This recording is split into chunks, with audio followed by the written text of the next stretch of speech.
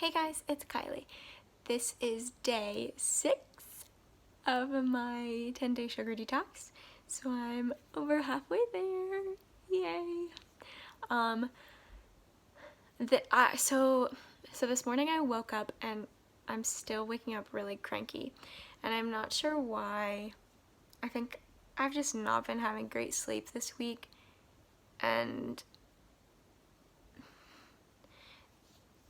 I think it's probably that I'm more tired than I normally am, because for one, my body's probably still trying to adjust to the food that I'm eating, and two, it's school holidays, so I have both boys, so I'm more tired throughout the day.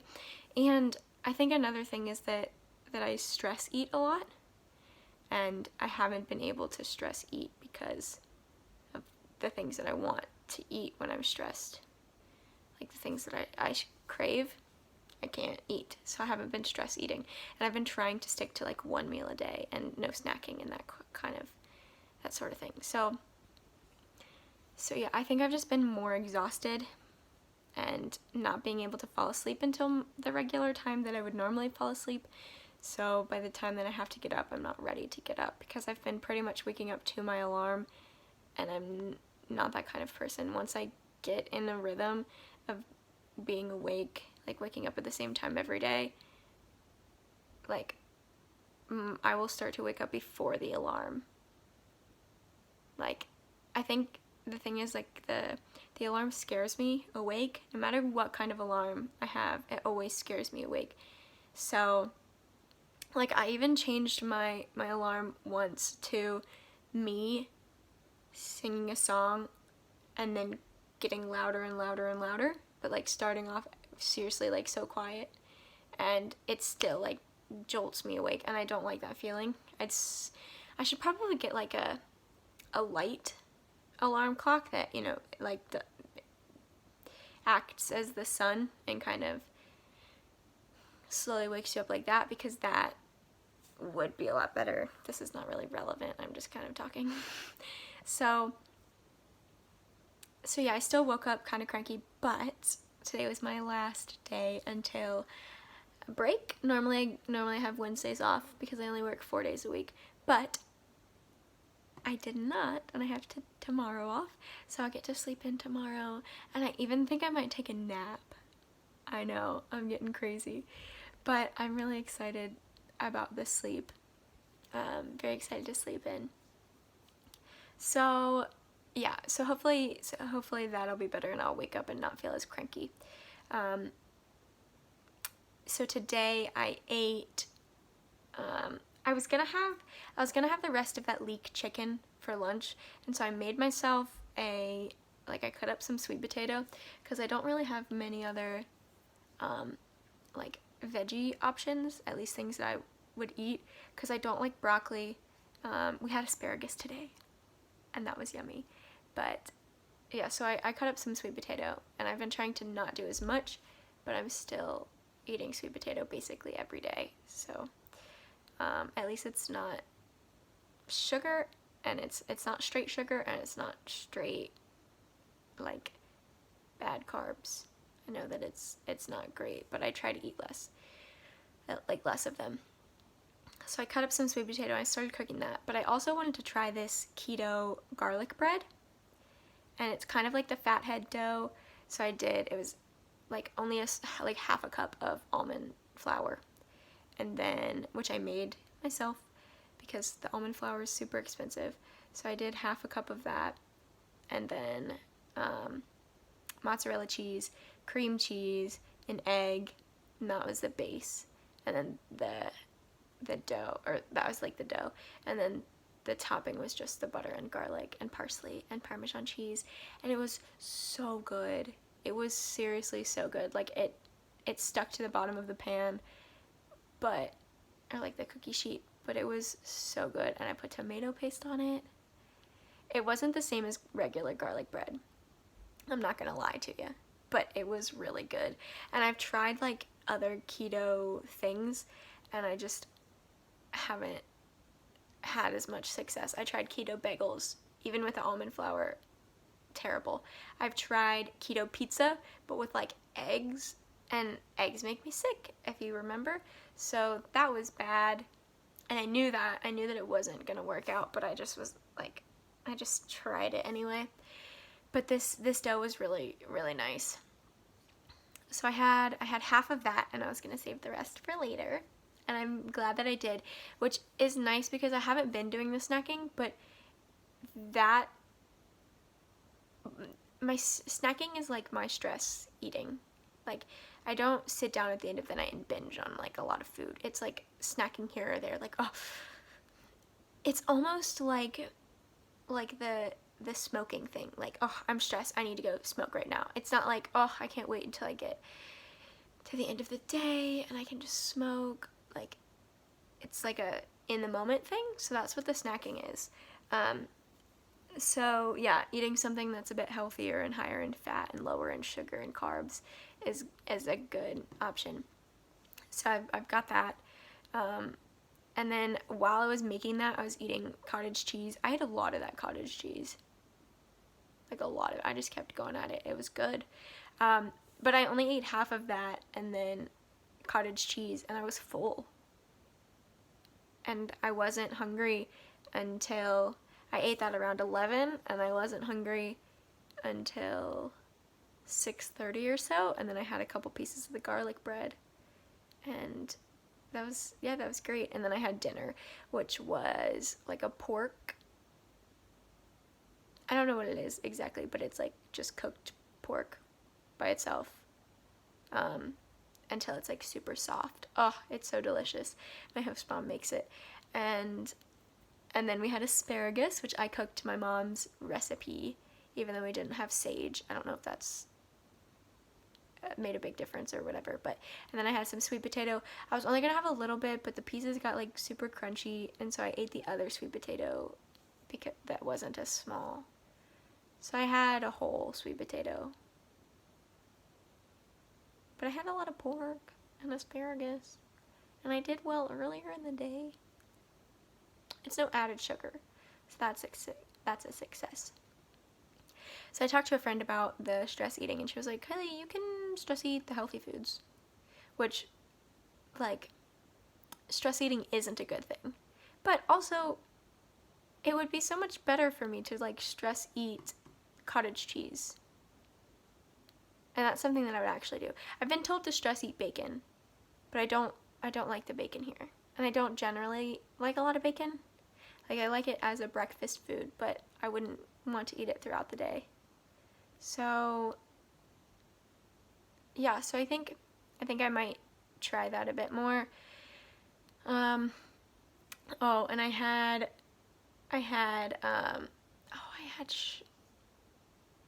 had chocolate today, but it was sugar-free, but like I had it at lunch, and I had quite a bit of it. Like, I ate a whole bar, which was only like 3 Hershey's sizes, but they were like thicker than Hershey's. Like, if Hershey's put like 2 of the little pieces on top of each other, honestly, maybe like three of them on top of each other. Like, they're thick pieces, but there were 3 of those in a bar, and I ate that, and then I ate some of the other chocolate. And then I had fat bombs for dessert. I think it's going to take a lot longer than 10 days to get me out of the dessert after every meal, something sweet after every meal. Yeah, I think it's going to take a lot longer than that. So yeah, but I had 3 fat bombs. They were just really good because I made them with, I bought sugar-free chocolate instead of just doing cocoa powder. So that was really good. They were so much better that way. But they're just the peanut butter chocolate ones. I will put a picture in. So those fat bombs were really good. So I had 3 of them, and then I licked the bowl clean of the chocolate that I had melted it in. It was not the best choices all day. but I don't know. Yeah, I could have done better. Yeah, I should have. Maybe tomorrow. I can try better tomorrow. Yeah, my carb cravings are pretty much down. I do still miss breakfast. I'm still pretty sure that I'm gonna binge when I'm done. But honestly, the only time that I crave sugar or crave carbs is when it's when I'm stressed and I want to stress eat. So it's not even like a in the middle of the day I've got carb cravings. Like it's just when I get stressed. And then once I calm down a bit, I lose that and I don't feel the cravings anymore. So that could be something to work on after I finish this 10-day thing, because I'll definitely be going back to eating sugar. I plan on polishing off a whole box of cereal the first day. I know that's so bad and I really shouldn't do it, but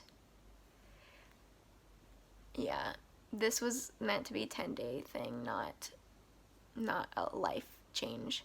And it was just to see what kind of progress I could make with the 10 days.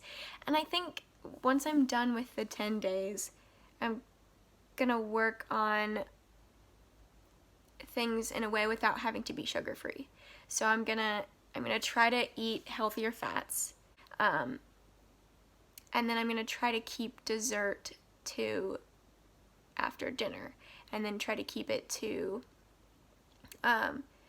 after dinner every other day, and after dinner on the days that I have off, and after dinner on weekends, you know. So I'm gonna try to move towards that when I'm done, and then I'm gonna try to work towards not stress eating and trying to find something else helpful to do when I'm stressed. So, wouldn't it be cool if I could like stress drink water? Maybe I'll make that my stress relief of choice. It's probably not going to be effective. Sorry this video is long again. After I ate the fat bombs, my stomach started to hurt, but it's feeling better now.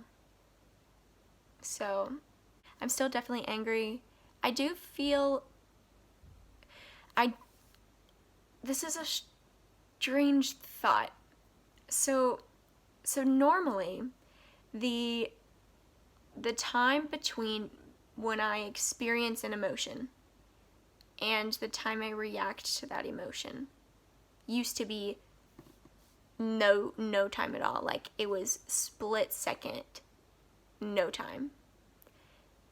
I've noticed recently that the time between, like, okay, so this is the emotion and this is the reaction.